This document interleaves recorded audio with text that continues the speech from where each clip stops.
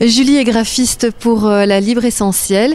Alors Julie, dernièrement, on s'est un peu posé la question, essentiel.be, comment est-ce que fonctionnent les retouches photos? Parce qu'on s'est rendu compte aussi qu'il y a pas mal de dérives dans la presse magazine ou dans les publicités. Alors, pour commencer, en gros, c'est quoi Photoshop? Donc Photoshop, c'est un logiciel de retouche d'images, essentiellement images, donc photos. Essentiellement utilisé par des photographes en général et dans la presse, beaucoup, dans les magazines, vraiment beaucoup, voilà. Est-ce qu'il y a des règles pour retoucher des photos? Comment est-ce qu'on procède vraiment? Est-ce qu'il y a des choses à respecter?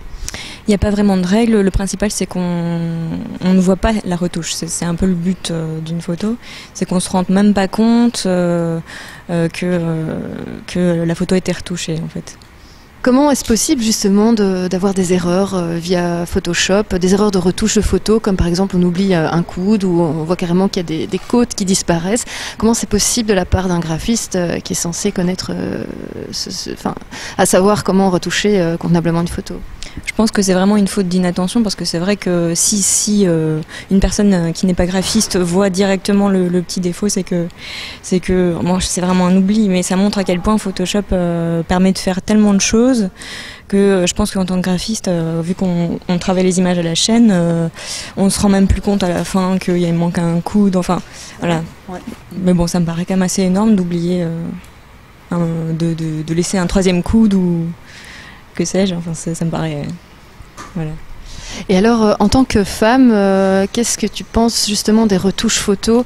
Est-ce que c'est pas trop exagéré par moment? Est-ce qu'on fait pas parler la photo comme on a envie et qu'on donne une image qui n'est pas vraiment l'image de la femme?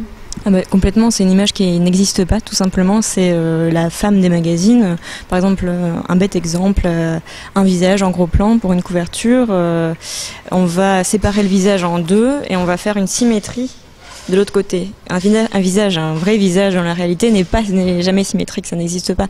Donc plein de choses comme ça qui font que Photoshop est vraiment très performant par rapport à ça et ça prend 2 secondes de le faire et donc on voit plus tellement la différence entre la réalité et la fiction et le magazine c'est ça, c'est la fiction, c'est ce qu'on vend comme image, la fiction, c'est assez fou.